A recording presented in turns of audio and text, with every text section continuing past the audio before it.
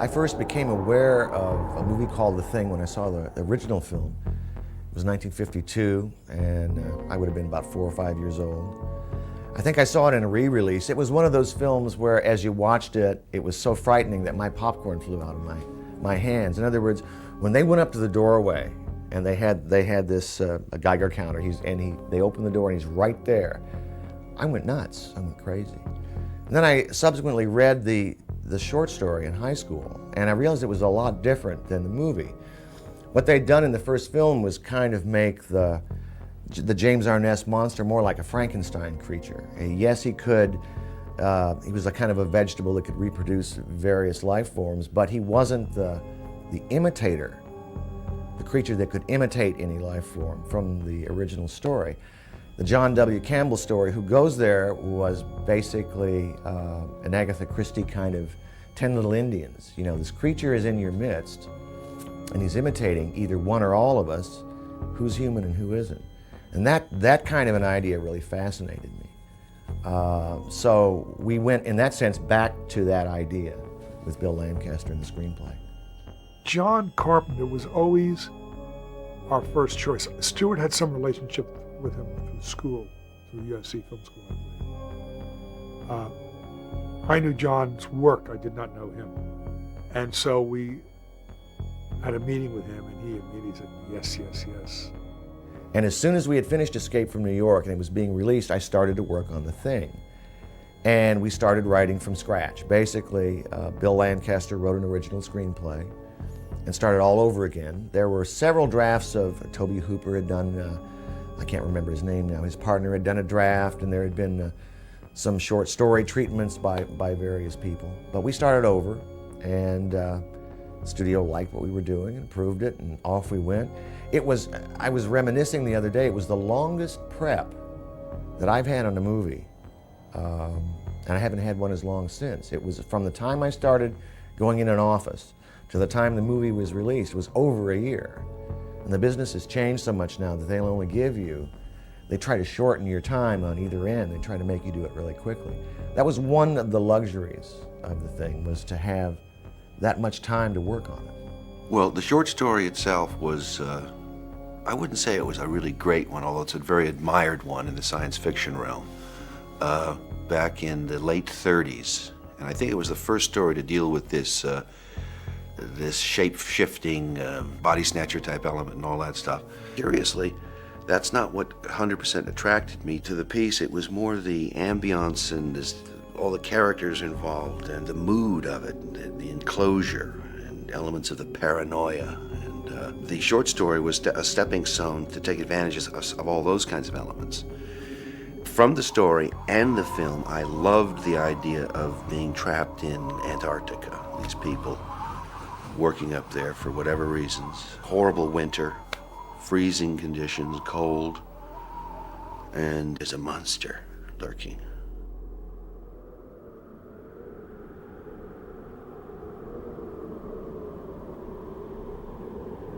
Trying to talk about how to approach making a movie is difficult. Each one has its own personality. What basically you start with is an idea for a director of photography.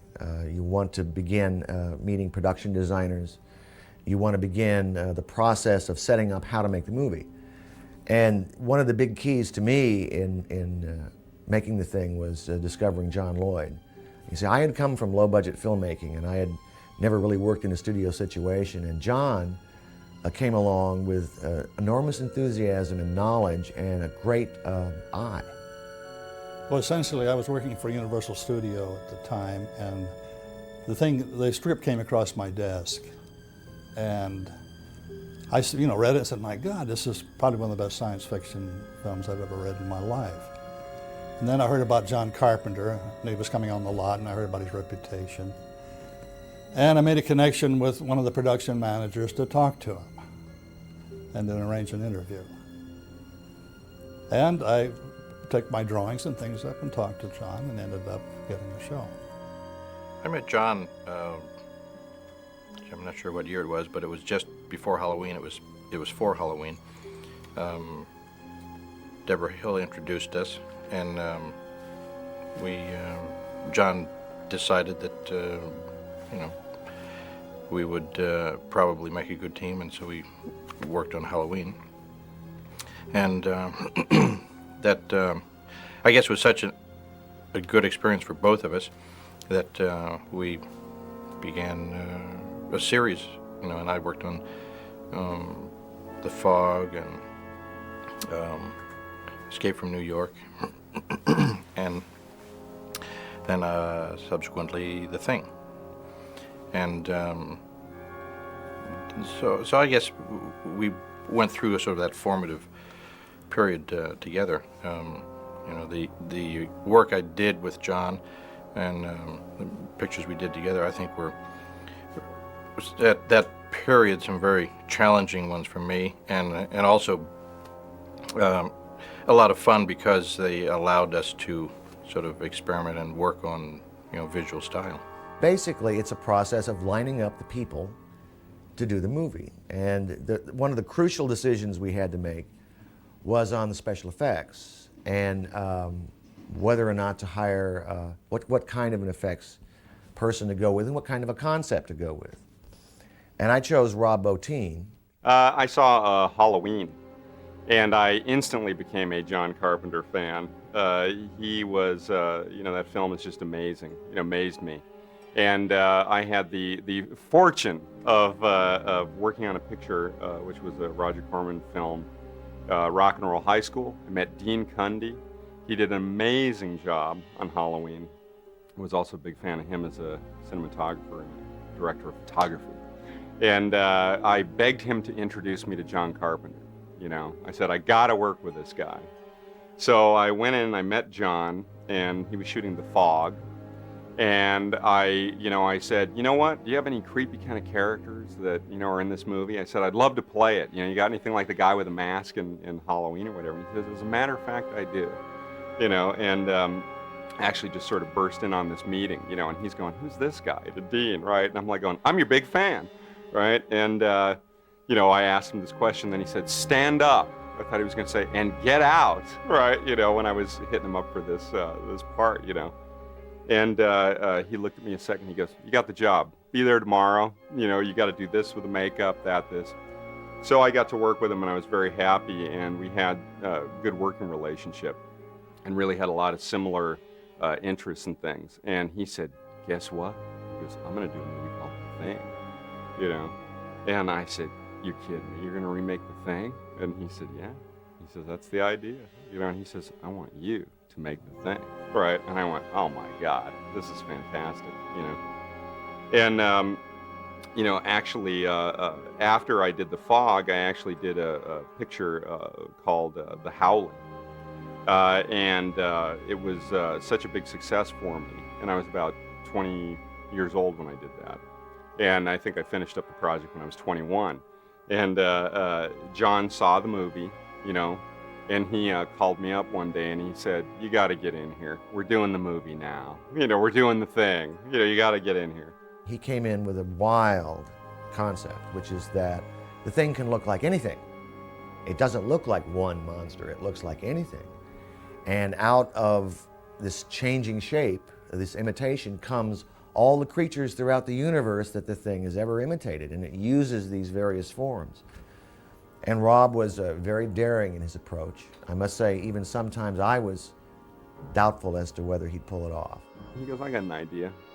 He goes, we got a great storyboard artist on this movie named Mike Flug, right? And you know, and he says, you should go down to the Universal art department, meet this guy. And I said, Mike Flug? You mean Mike Plug? You know, like that. And he goes, Plug. You know what I mean? He was really, John's a funny guy. You know, he's like, oh, whatever. He goes, he's a real funny guy, you know. And I said, yeah, I go, he did a lot of great comics. You know, this guy's like, you know, I'm a big fan, you know, because I'm like, you know, rabid comic book collector ever since I was a little boy. And I said, God, you know, Mike Plug, cool. You know, so he says, yeah, why don't you go down there and tell him what you just told me? And he goes, what I want you to do is sit there with Mike. And he goes, and I want you to go through all the scenes. And I want you to show what it is you just told me shot by shot. And he says, because he goes, that's the only way we can do this thing, right? So it took a couple of weeks to get all this stuff down. Then, after we had finished the storyboard process, I piled them all up, went walking back up to, Carpenter's office. And he said, "Let's see what you got," like that. And we pinned them all up on the walls, covering all of his office walls. Then again, he looked at me and he said, "Do you know how to do all this stuff?" And I said, "No." So that was really the challenge of that picture. And what was great about it was that John actually did give me a great opportunity to say, "Hey kid, go nuts, and use your imagination." And he was so supportive during the whole process that it was just, a real amazing thing to happen to a 22-year-old. Well, we started casting the thing and realized very quickly that we had to be realistic. And although there are women who work in the Antarctic, and that would be a real thing to put them in there, it's more fun, I thought at the time, to make this an all-male movie, simply because you wouldn't have to deal with that issue. They had a couple of women in Hawks's version, and I thought maybe it would be more of a streamlined approach in an all-male movie. I hadn't seen one in a long time. And I started casting with Kurt Russell wanted to play the lead, and he was the kind of linchpin. And then we just looked at every good actor we could find and assembled a great cast. John was trying to cast the role of MacReady, and we spent some time together talking about that, trying to think of other actors. I wasn't involved with the movie, and he was casting the movie and had some of the other roles cast pretty much when he was not finding what he wanted for MacReady. And I gave him some suggestions, and we just as friends, we were just talking about it. And then I guess it was about 3 weeks to go, or a month, maybe less than that, he came to me and he said, what would you think about playing it? And so then I really read it and said, yeah, I thought it'd be a lot of fun. At that time, we were going to try to do definitely a strictly an ensemble piece where MacReady was just one of the group and very slowly came out of the group to have to sort of deal with the thing at the very end. And that kind of changed slightly once we discovered that we had, these makeup and these wardrobe problems where everybody looked the same. I was asked to come in for another role. For the life of me, I can't remember what it was. And after I got there, John and I were talking, and we had known each other socially a little bit. And I said, "Listen, what are you thinking about Clark, the dog handler?" He said, "I haven't really focused on that role yet." And I said, "Well, that's the one that interests me the most." And he said, "Really?" And I said, "Yeah." He said, "Why?" And I said, because there's something about him, the fact that he's more connected to the animals than he is to the people. I see him as a kind of loner, sort of strange other entity in the group.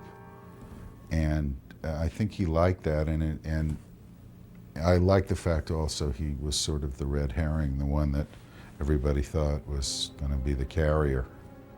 And we had the whole cast together, and we went over to Universal, and we sat around the table the first couple of days and talked about the script and talked about what the characters needed and wanted and so on and so forth. And then we worked on mostly the psychological aspects of it. That's what was most interesting, at least the way that the script, stripped of all the special effects when you first read the script. I never read the monster turns here and blah, blah, blah. I just look at the scene. So we had a chance to work on that first, and probably good, because once we started shooting, the technical aspects began to take predominance.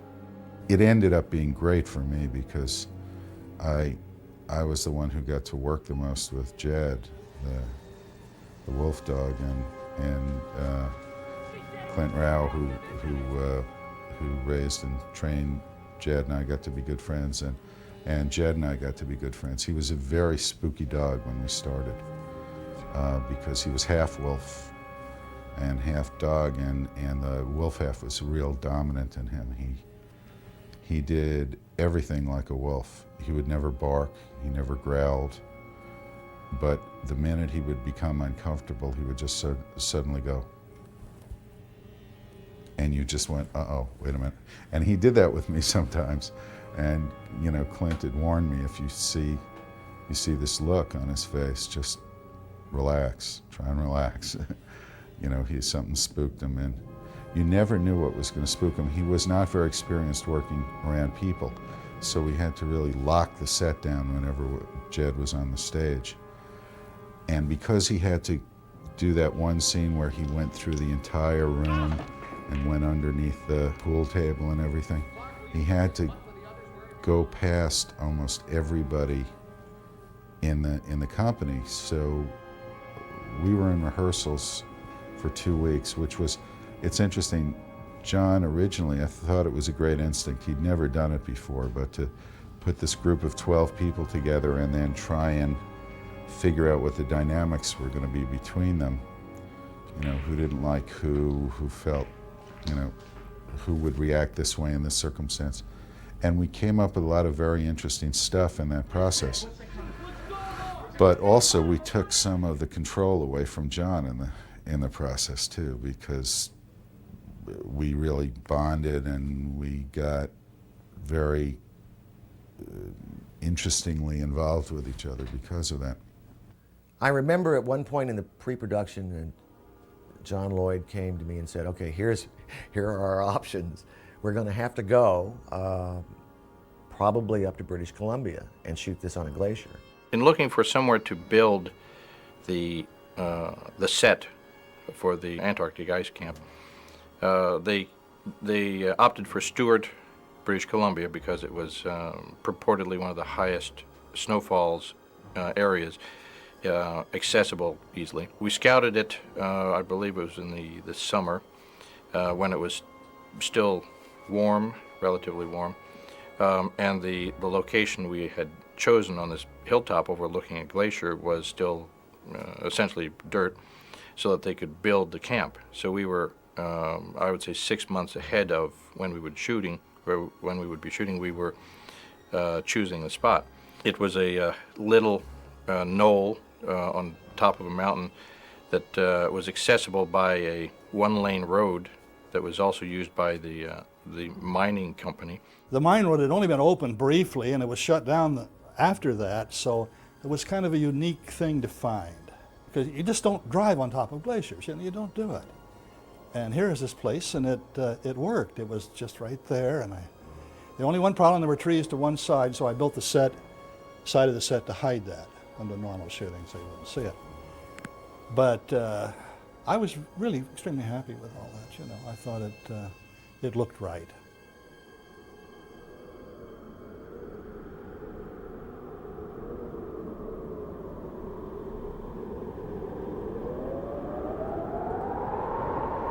My responsibilities were the opening title sequence, which involved fabrication of the miniature spaceship, which was actually built by a person named Susan Turner. This is a spaceship from the opening sequence of The Thing, used in 2 shots. It's principally made of ABS plastic. I made it out of that so we could help hold all the heat that would be generated by these 144 lights we have circulating. It has a lot of brass etched pieces, including the grill around the outside, the vents, the dome, the exhaust. I did that because I wanted maximum detail possible, which is not possible in my opinion with styrene. I like the brass. It's painted with many shades of gray. It's airbrush painted by hand, masking techniques. There's also a light in the dome, which is made of hammered brass. It was actually flat when it was etched, and it was hammered into shape in wood form. I wanted you to be able to see the lights at a continuous intensity through the grating instead of little hot spots or what you usually would get with a grain of wheat light. And there's infinite values of intensity and speed on this too. So when we got in and saw what speed we needed to have it go at to give the right effect, we would have the option of making the lights go faster or slower, or be brighter or duller.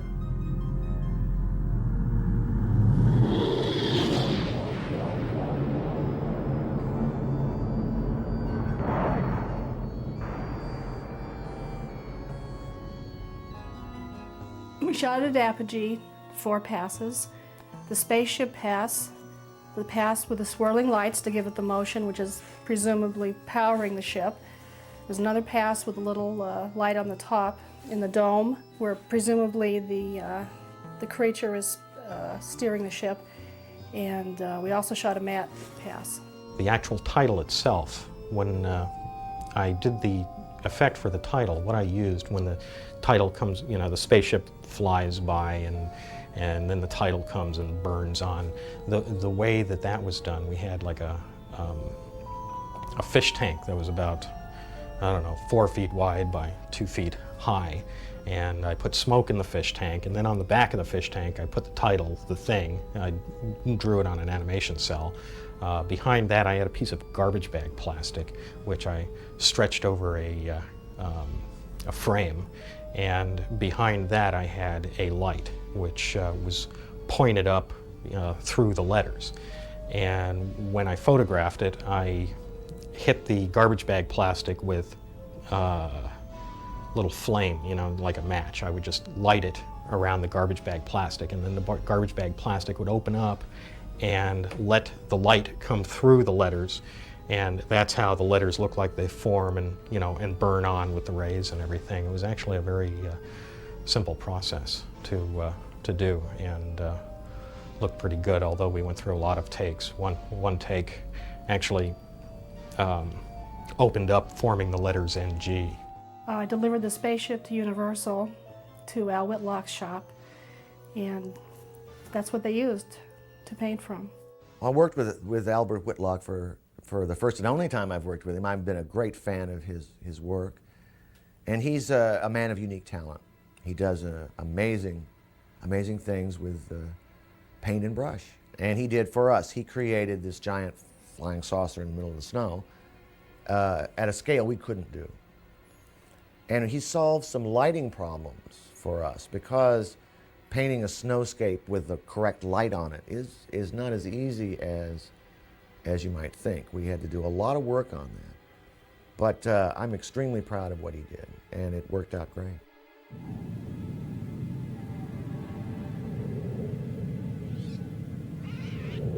Well, the career in Universal started off really with the birds. Hitchcock called me in and I introduced myself as somebody that had worked with him in England. And he really didn't believe it, actually.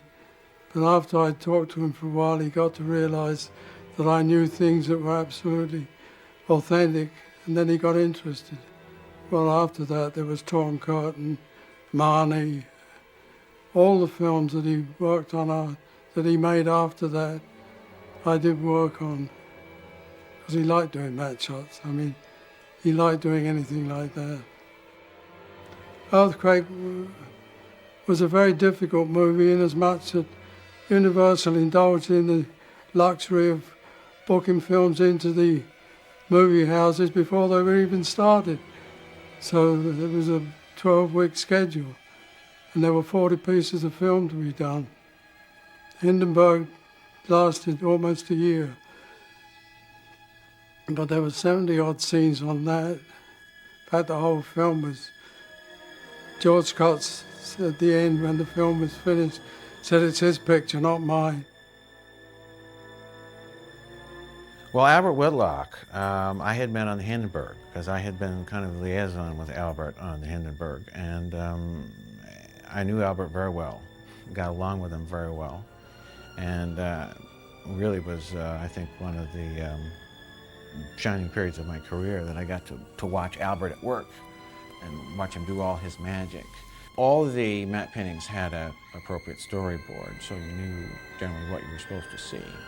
Very often we had an element that would be a live action element that was shot for a component of the matte painting, and that would just be cut in for the appropriate length, and then you would just wait until Albert delivered his work, and then you just cut in his little masterpiece, and away you went. And they dribbled in all the way through the making of the film.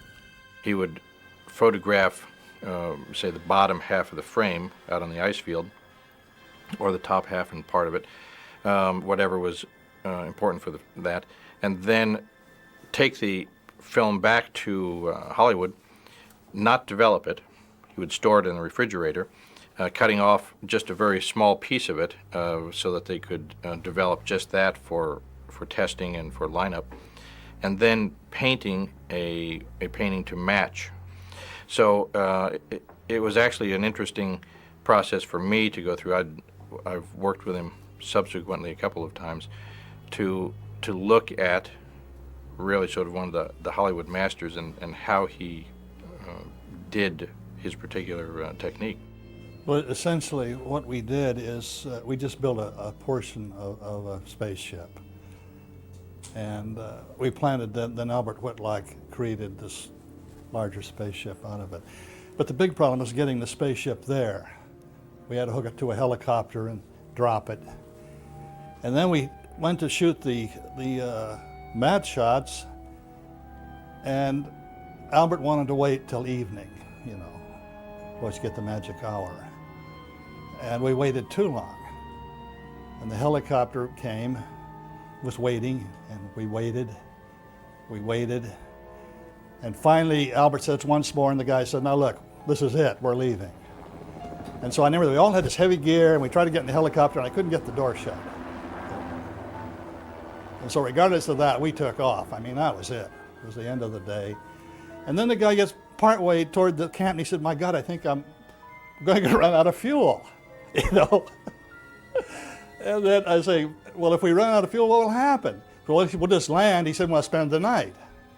And I can imagine spending the night in this helicopter with 6 or 8 people, you know. It's, but we didn't. We finally made it back, and everybody was happy, except the pilot. He said we didn't realize, you know, really what kind of trouble we were in. But again, ignorance is bliss in most cases.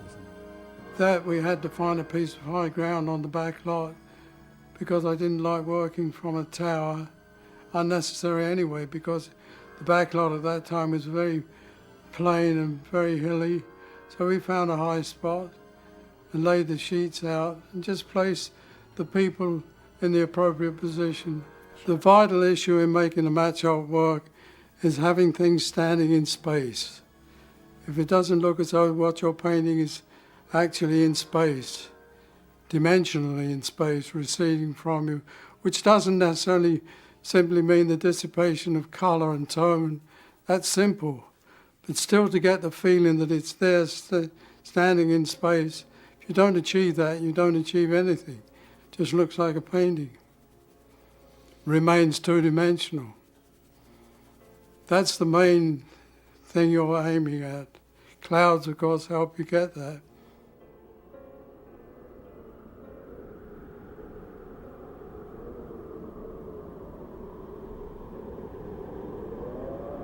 One of the things we were looking for was how to really create the feeling of cold, how to get breath from the actors' mouths, and we'd heard all the various stories that, you know, the people in the film business had been trying up till then, the Lost Horizon stories and so forth.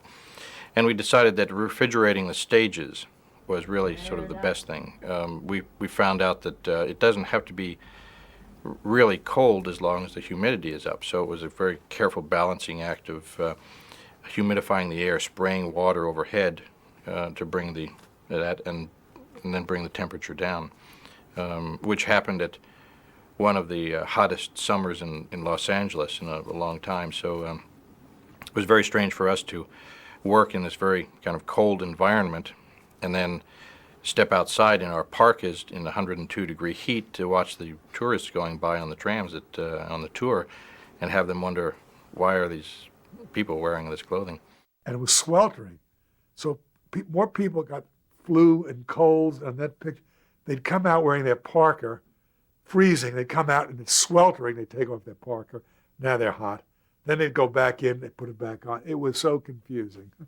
The thing that I remember the most was all of us, we got so tired of changing to go to lunch that we would just go to lunch in our complete wool outfits in this brutal heat and just, you know, and just kind of blow it off and go, well, it's going to be real hot getting over there, and then I'll get there and it'll be air conditioned and it won't be that terrible. I remember that, and I also remember for about 3 days or so, I showed up in the commissary every day with a big, ugly bullet hole in my forehead to eat lunch. And, you know, when I would come in and I go, yeah, you should probably put me in the corner where everybody doesn't have to look at me, because it was pretty disgusting.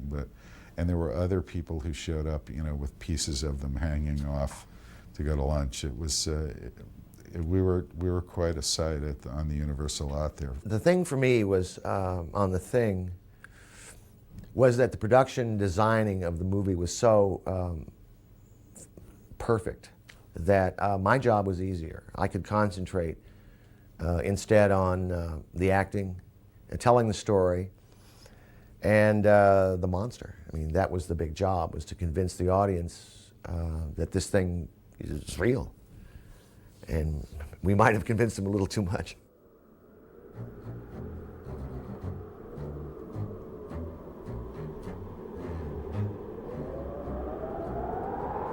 Rob Bottin has a great sort of strange imagination, and of course his characters likewise, the creatures and so forth.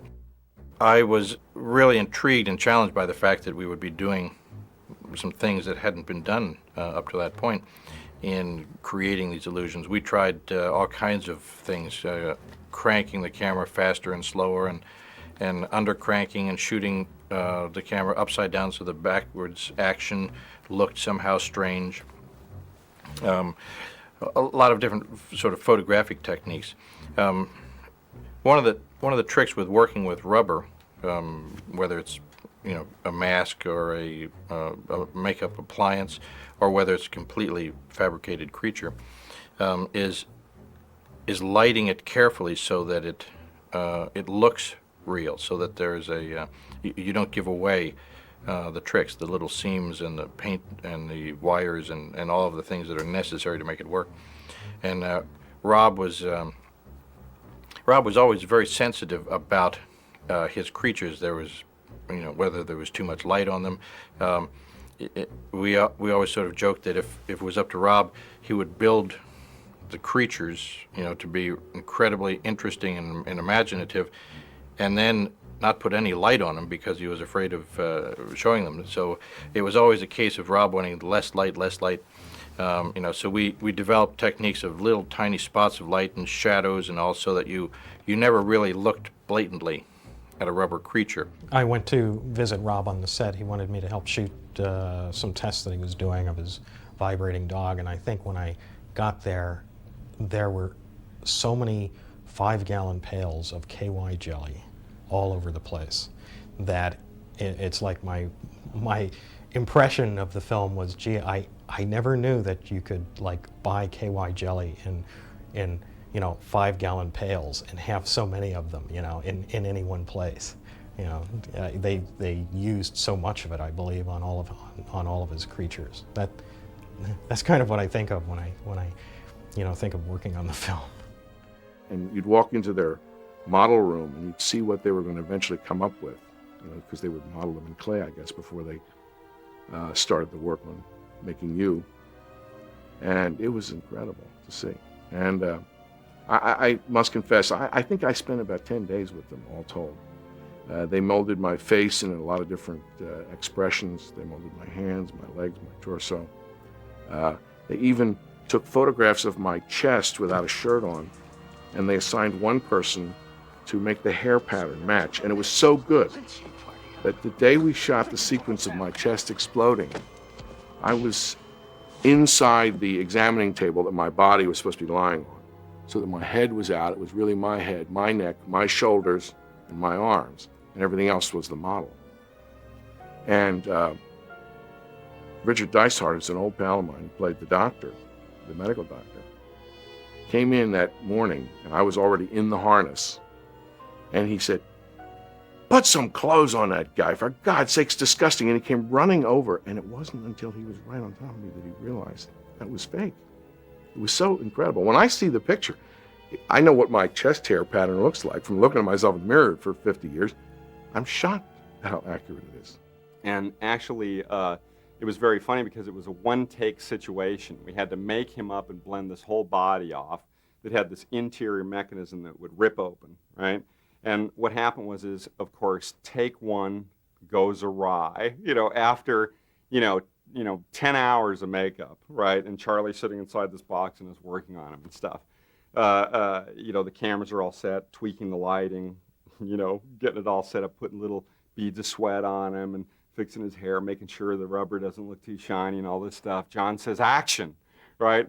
The thing rips open, and I wanted to have like a lot of saliva flying all over the place. And unfortunately what happened was it looked like a fountain in Las Vegas.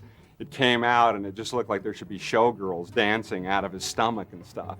And John goes, cut! Thank you very much, Mr. Bottin. Like that. He goes, what happened? He goes, that was horrible. Like that. He goes, it looked like a fountain in Las Vegas, right? And Charlie's going like, wait a minute, do we got to do this all over again? I look at him and I go, yeah, Charlie, I'm really sorry. And John goes, wait a minute, what do you mean? And I go, well, the stomach ripped open. We got to, take this all apart and put a whole new one on. And John goes, we got to do this tonight. And I'm going like, oh my God, So on the thing, take 2 meant hours, right? So we had to, clean Charlie up, take him out, put a whole new skin on this thing and come back and do it again. And the second time we got it, when it ripped open, but that wasn't the end of it. And it was about 6:30 or 7 by the time we got the second shot. I spent the entire day strapped in this harness. Took my back a week or 2 to recover, but everyone was pleasant. In fact, the worst part was every 2 seconds somebody might say, you all right, Charlie? You all right, Charlie? And I say, just don't talk to me. Don't talk to me anymore. When we actually get to the scene or the actual shot within the sequence where Norris or Charlie, has his stomach open, and it's actually going to bite down on the doctor's arms. What we did is we came in on a shot where you would actually see the mechanism open, and we had, the doctor, actually put his arms in there and then start to close the machine, right? And then we cut. And what we do is we come to another angle, right, where we've actually replicated the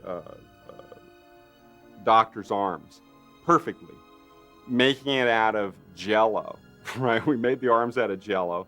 We had wax bones built into the arms, and we had rubber veins and gelatin veins and all this stuff, so it was like, living tissue. And at this point, what we did was we actually took a mold of the actor's face that was playing the doctor. And what we did was we actually found a guy that had no arms. So his arms were actually cut off here, right, in an injury, an industrial accident, right? And very, very great guy, this guy. And we basically made a prosthetic that actually looked exactly like the doctor and glued it on this person's face. And we glued the gelatin arms onto his arms, right? So we have him in there, and what happens is the stomach is actually hydraulic, so it's made out of something that would be like, same device that a tractor works with and can pick up, a lot of, weight. And when this thing slams shut, it actually rips right through the Jell-O, punctures the plastic veins, which sends blood flying all over the place. And then the actor with no arms, pulls his arms out, and now he's just got the prosthetic damage, on, and blood shooting all over the place, and that's a really good shot in the movie. That one was really tough to do and very inventive, very tough to do. I would even be scared to do that again. That sequence is so etched in the minds of people who see this movie. Everywhere I have ever been in the world, someone has spoken to me about it, and I kid you not. Everywhere I've ever been, I do a lot of traveling. Someone comes up to me on the street and speaks to me about that movie and about that sequence specifically. Then we actually had to start getting the footage of his head coming off.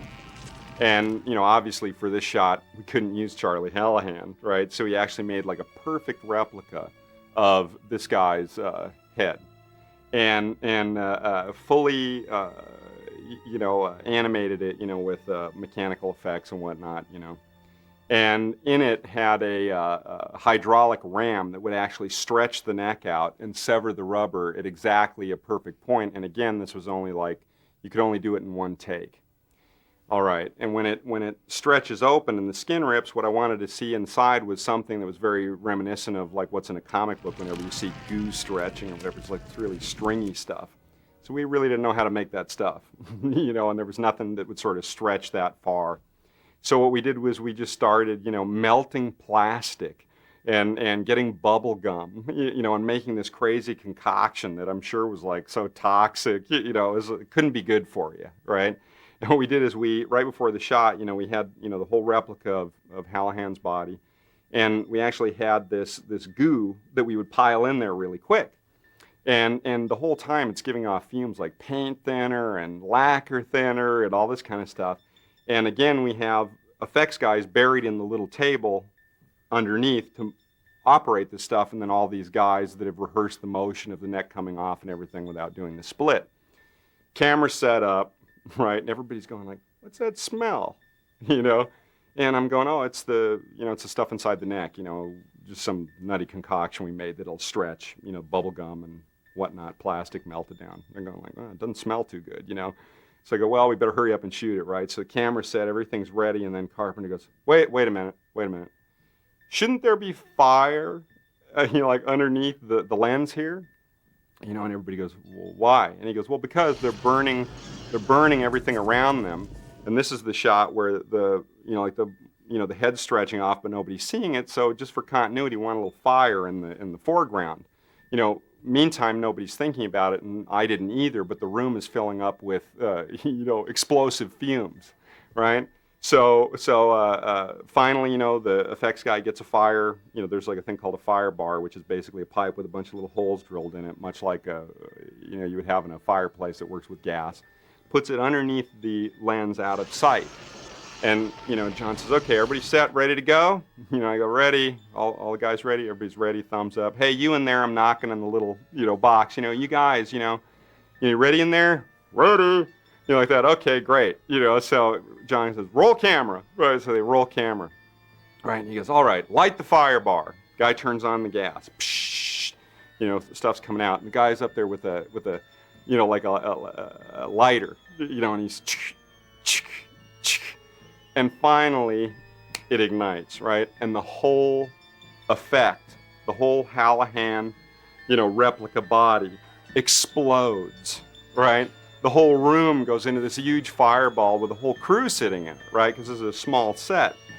And when the fire clears, everybody's sitting there like in a cartoon, you know, with their faces black, but, you know, nobody had black faces, but they were all going, you know, like this. And I'm staring down at the body, and I'm in shock because since it's a one-take deal only, I look down at it and I go, oh my God, it's on fire, right? It's on fire. And then John says, don't just stand there.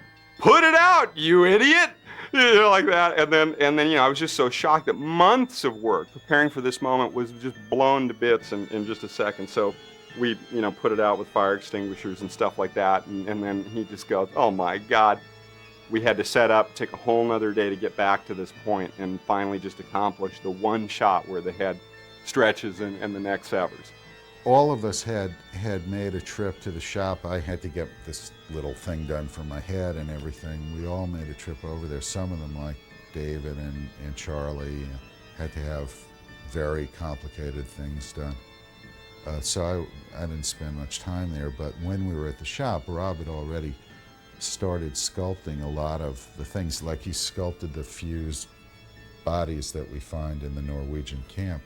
And that was lying on the floor when I walked by the first time, and I just remember thinking, this is incredible art. This is amazing, grotesque art that he's created here. The same thing with the big fused dog thing. It was actually before they put all the hair and the slime and everything, and all that pink slime, all that drippy stuff, and the pieces of king crab claws or whatever the hell he used for that. Before he put all that stuff on it, it was an amazing piece of sculpture. Just beautiful. I mean, grotesque, horrible, but also very beautiful. So what I did was I was so, you know, wanting this stuff to come out so great, I actually lived at Universal for a year and 5 weeks without taking a day off. I worked, you know, 7 days a week, never took a day off, you know. And I was there night and day. Night and day, I'd sleep on the sets. You know, a Carpenter would come in. Where's Rob? You think, oh, he's in the locker room, you know, or he's in the lab, you know. And then he'd wake me up. Hey, you know, we got to shoot this thing or whatever. And I ended up, you know, working so hard that I ended up in the hospital at the end of the show. John looked at me and he said, "You don't look well." He goes, "Somebody take this guy to the hospital," right? You know. But since then, you know, I've wised up, and you know, it's I don't do that anymore. When it comes to the creature effects on the thing, this is Rob Bottin's movie. I mean, and there was no no loss for, you know, incredible effects. It was a pretty hungry movie when it gets down to that aspect of it. We came in actually with you know, Rob's request, because it was an overload period where I think he had some 7 million creature effects going on, and talked to me about possibly picking up one of the effects as some of the overload, which happened to be the dog thing at the beginning of the movie. It was we were just getting heavily into this new element of puppetry and animatronics coming together at my studio. And since I like Rob a lot, and I've also worked with John Carpenter before, and it was a fairly fun and simple situation for us, so jumped into it. It's one of the first effects that you see in the movie. These dogs have been taken over by the thing. So I attacked it in a way of figuring out a way of how to do it simplistically, how to do it quickly and economically, and also create a pretty nifty effect. And so we attacked it as literally a puppet. So when you do see this effect in the movie, I remember looking at myself in the mirror and going, how easily can I puppet something if this is the head, because we were just starting to get into puppetry at that point in our studio, and had us do a snapshot of me just holding my hand like this as a human being, so that this is about the most intricate and amazing a machine anybody could build. And then from that snapshot of me standing there just like this with my hand just like this, we designed the dog thing over that. So it was form following function. We did not create freely. We created based on the machine that was going to make this thing work. And when you actually see this dog thing in the movie, you will see that there's this hump, this interesting hump, and this long neck that comes out, and this really cool head that comes around and is snarling and going through all these gyrations. And it has all this wonderful organic movement, and it's basically because all that organic movement is the person inside it who is disguised by the design. So we came up with a concept, designed to that concept, and literally built a really cool hand puppet with an animatronic face. We literally came in to help out, to take a little bit of this overload, and to do a really fun character and a neat creature and a neat effect. But it wasn't for the credit, and it wasn't for the film. It wasn't my film. It was Rob's film, and he should be very proud of it. I'm thrilled for him, and I think what he did is outstanding. Some of the neatest effects we've seen. And I'm glad that we have a cool effect in the film. The big scene in the kennel when the thing first makes its appearance, and we set it on fire with the flamethrower and then put out the fire, was one of the most exciting things I've ever worked on. There were 7 or 8 cameras, 9 actors with fire extinguishers, and we really had to go in and put out the fire. And the stage was elevated 15 feet or so above the floor. So there were real firemen underneath, and there was a lot of safety apparatus for us. But I remember usually the roll 'em, marker, action, and all those cameras clacking, and the flames building up from the gas jets, and us waiting, and then finally the call, and we all went in and really put out that fire. It was really wonderful.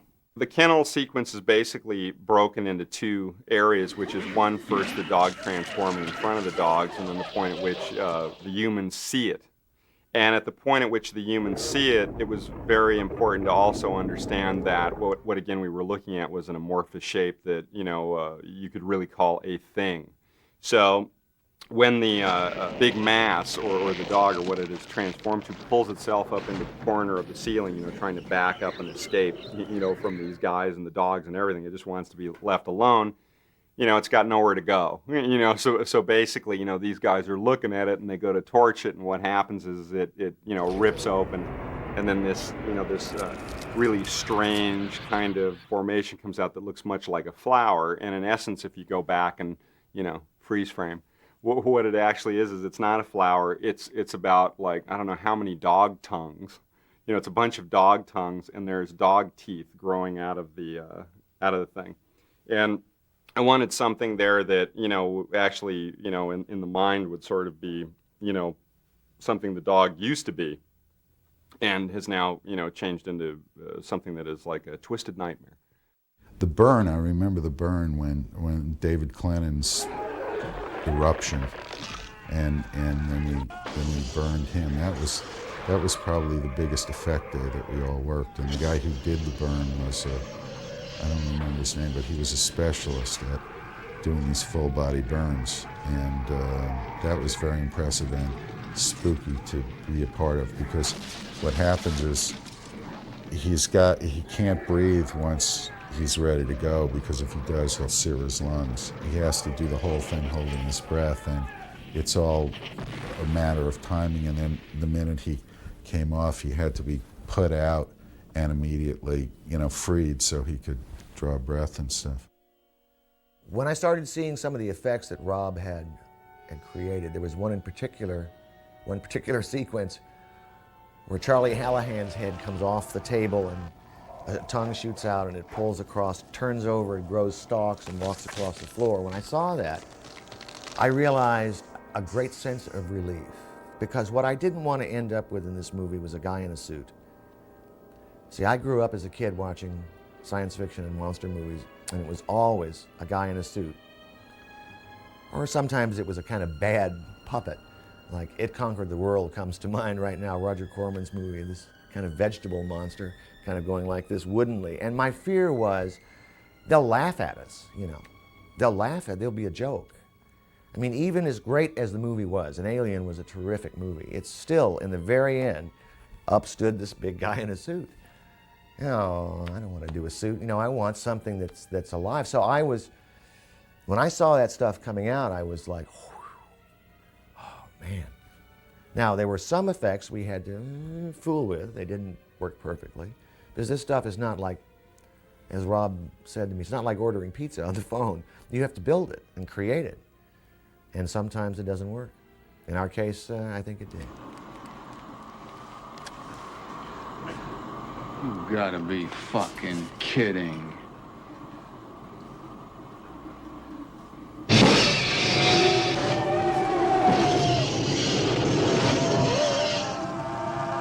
Rob Bottin did the special makeup effects, and Roy Arbogast did the set special effects, the explosions and so forth. But they worked together in one area, and that was in terms of certain construction for the thing, certain size Rob couldn't handle.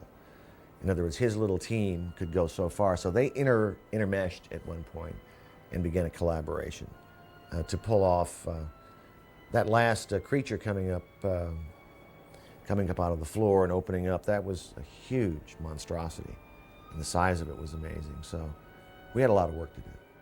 The first part, which was the pass where he actually has to run underneath the floorboards, that was done by Roy Arbogast.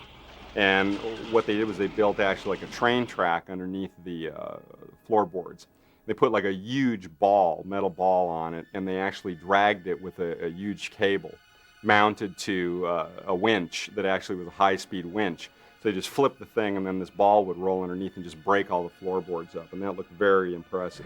Then what we see is the floor being ripped up, and now we see this image of Wilford Brimley rising up out of this hole, sort of stuck to a huge tentacle, with all these tentacles that are writhing off of it. His chest actually rips open. This dog starts to struggle out. And because we wanted to open up the scope of what we were seeing, we decided to use animation.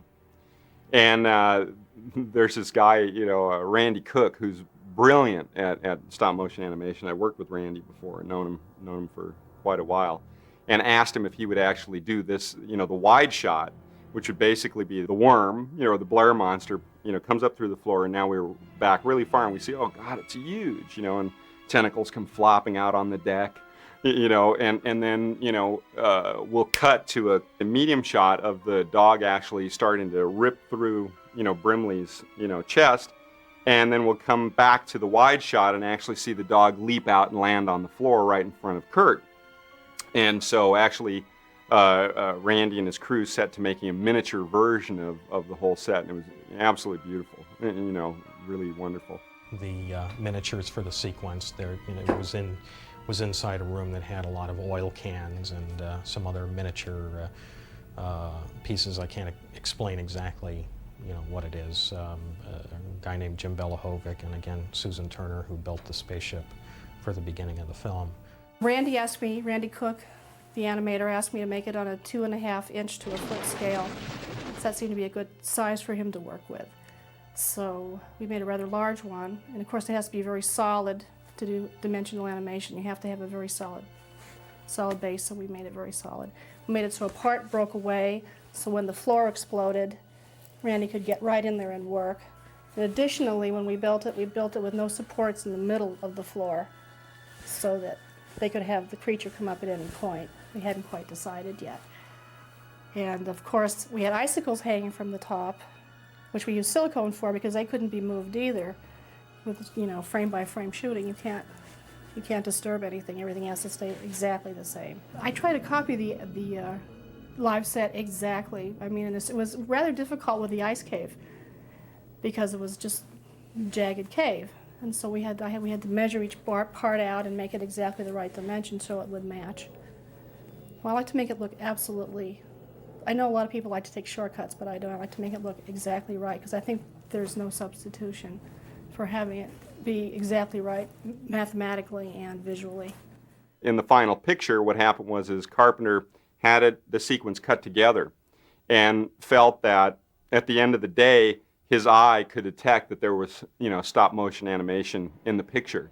And at this point in time, again, that, since it was done, many years ago, we actually didn't have the use of a computer, which would kind of, smooth out the animation a little bit. And so, John decided that, no, we're not going to use the animation in the picture, even though it was beautifully executed.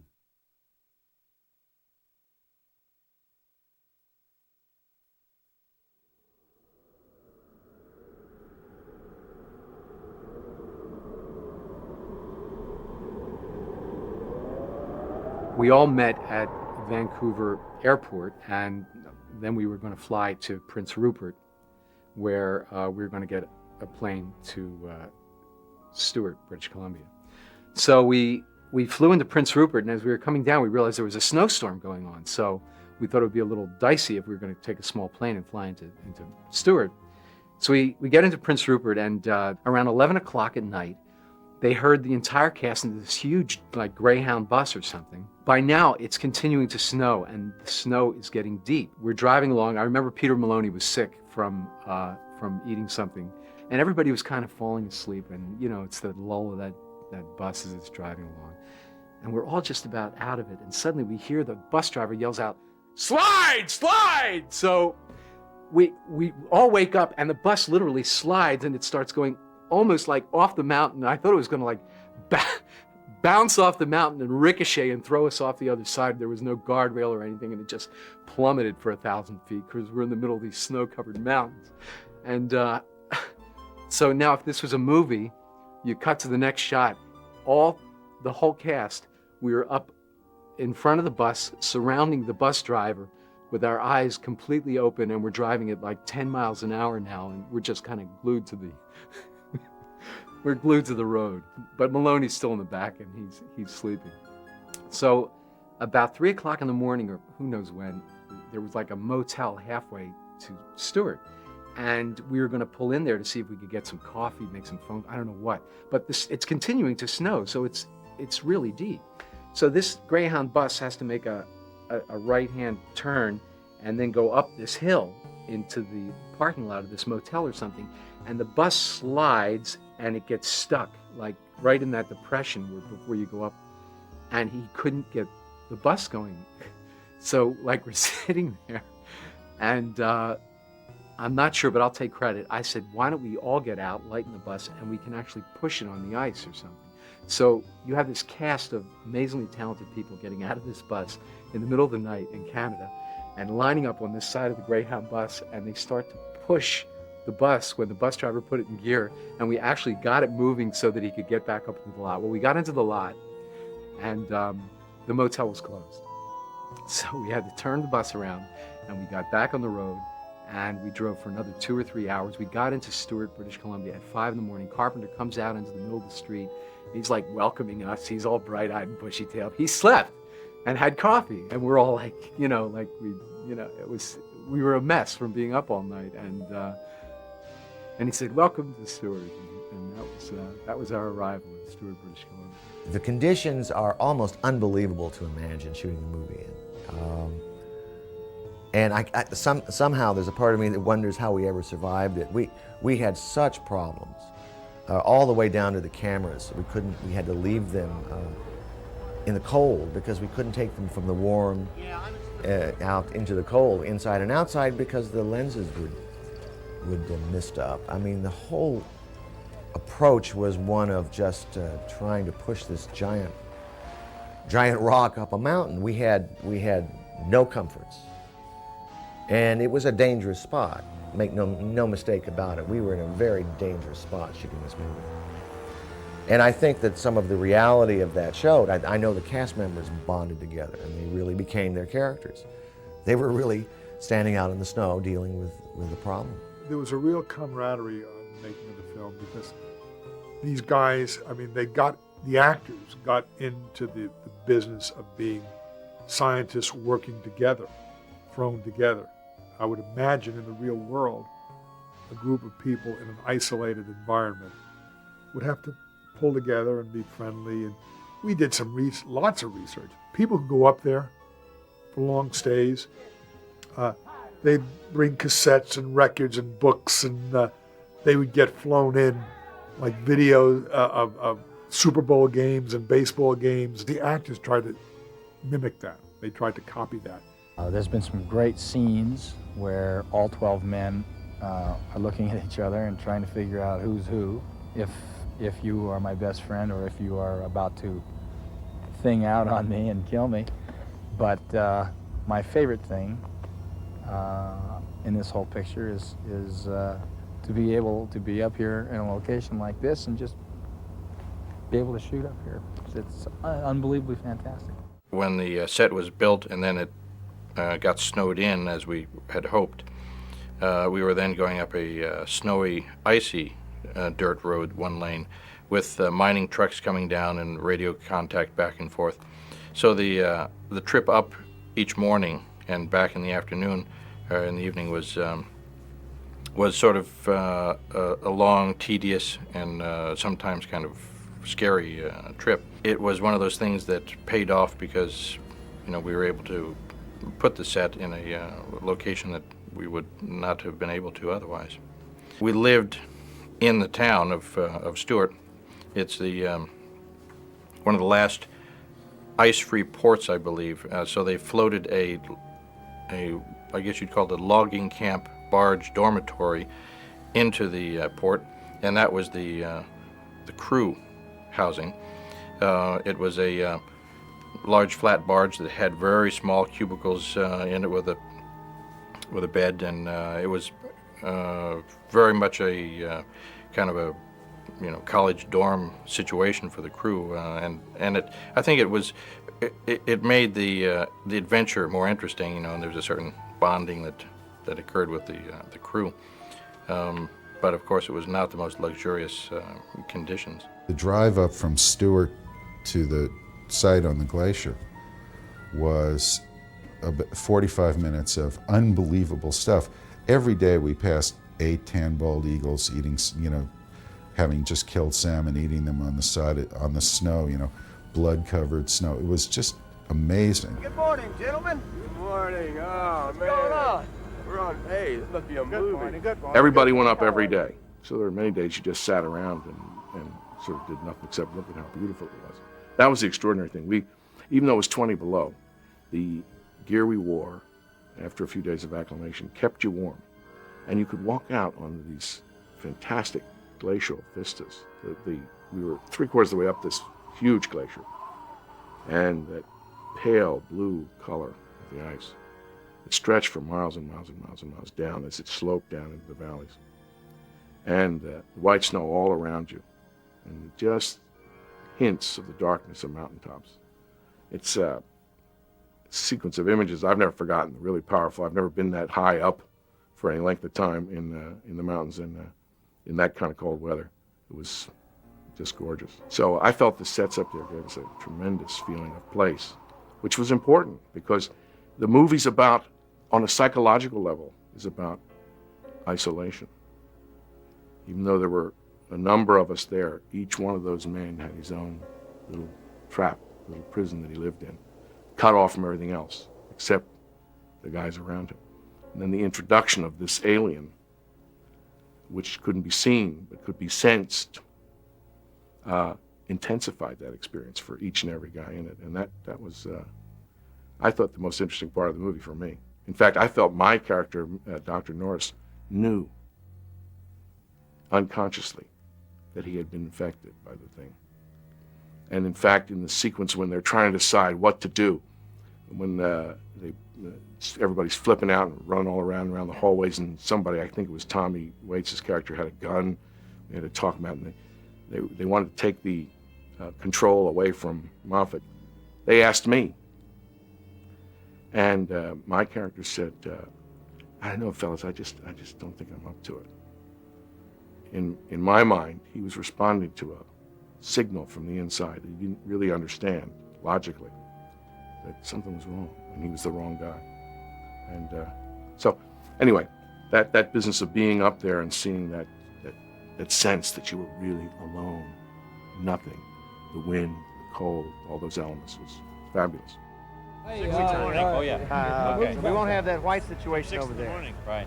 So I think we'll be okay. What we might want to do, we could just do a little pullback from, say clear him. Good idea. Then come back, into here, and then come into the situation here. That sounds good. And maybe put Palmer fooling with the hydraulics in the front of the blade here. All right, good. John Carpenter created a tremendous atmosphere on the set. It was very positive. It was supportive, and it was also, it encouraged you to work hard.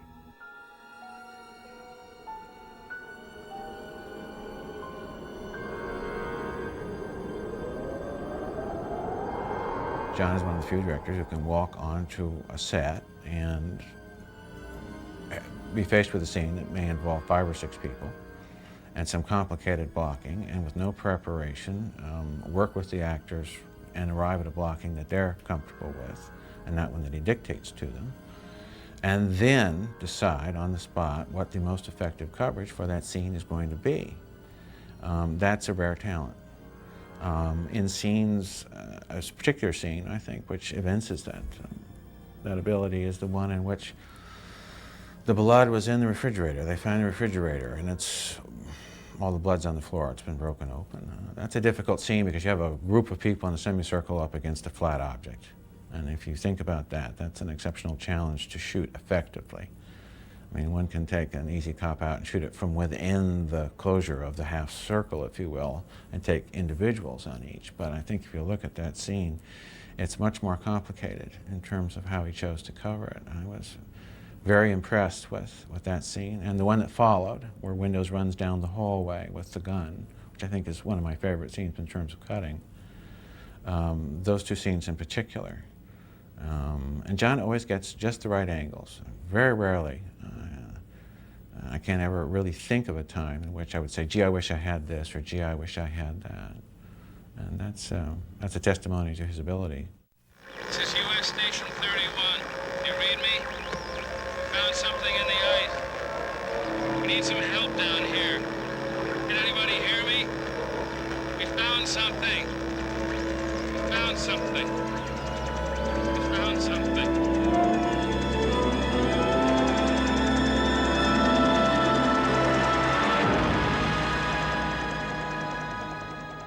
The reviews were mixed, I think, with the audience, and there was an alternate ending to the film that was shot.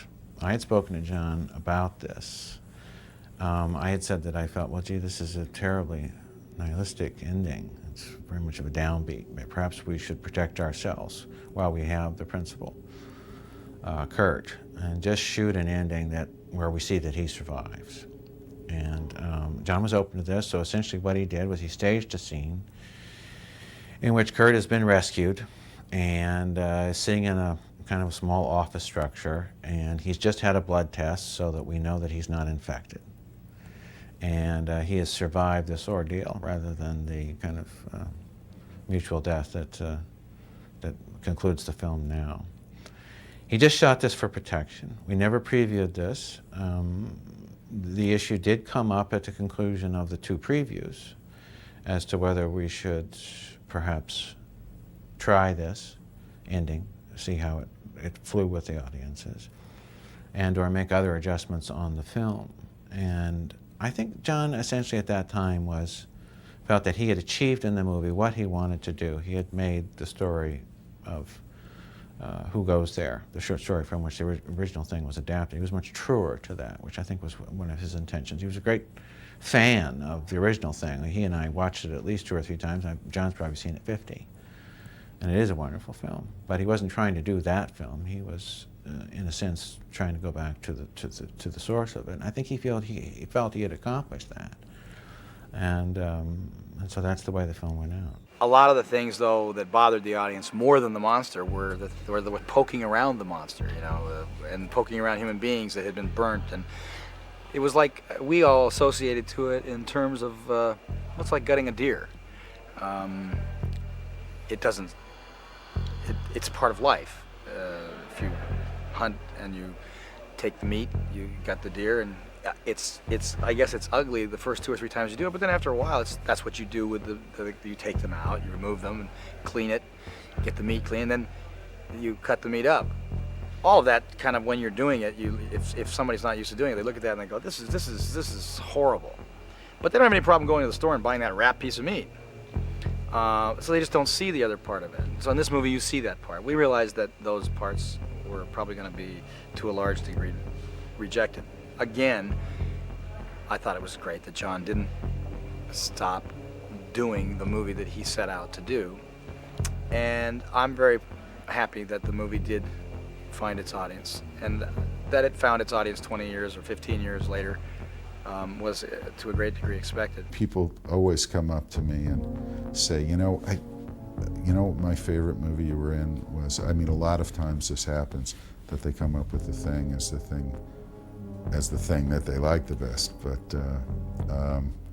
it's as someone else has probably said, this film found its audience not in the theaters at the time. It wasn't a huge hit. It did okay.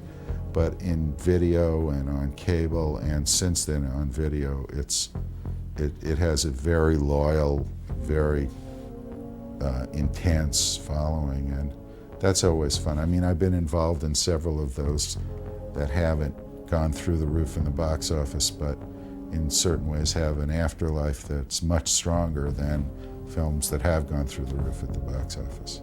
It was so much fun to be with that cast and that director and that crew.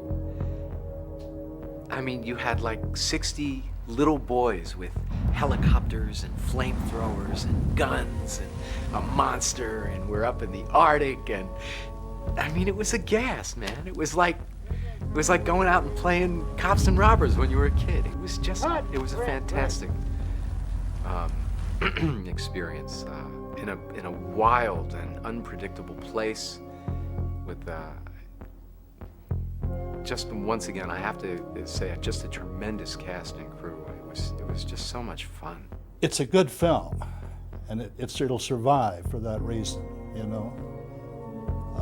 It might not be an instant success, but I feel that it has legs in the sense that people will enjoy seeing it. And and probably more so as the years go on. I think that at the time when The Thing was released,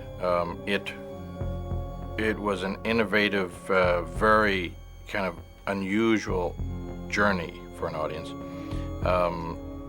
And I think that it came across an interesting phenomenon, which was, at the time, we also had a very friendly alien that came to visit the Earth in the form of E.T. And it was a case of an audience at the time feeling probably more comfortable with a friendly alien, and the fact that that the sort of dark edge of The Thing was something that wasn't sort of appreciated at the time. I think the audience's sensibilities always sort of change, and they're now sort of prepared to accept an alien that isn't so friendly in the shape of The Thing. I really believe that if they had separated the releases somehow, that it would have been a big hit at the box office. It's since turned into what they call a cult film, whatever, and it seems like everybody has seen it. It's on video or on television or something. It set a standard for special effects. I think that the people who like that kind of movie went and saw it anyway. The interesting thing about The Thing, right, and the fact that it was actually done a long time ago, people actually think that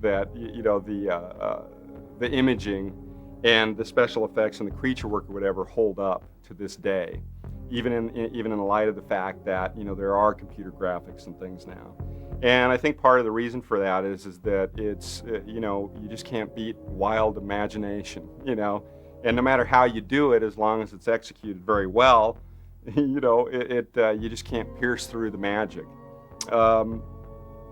Actually, it's really funny because I watch the movie now and I can completely pick it apart.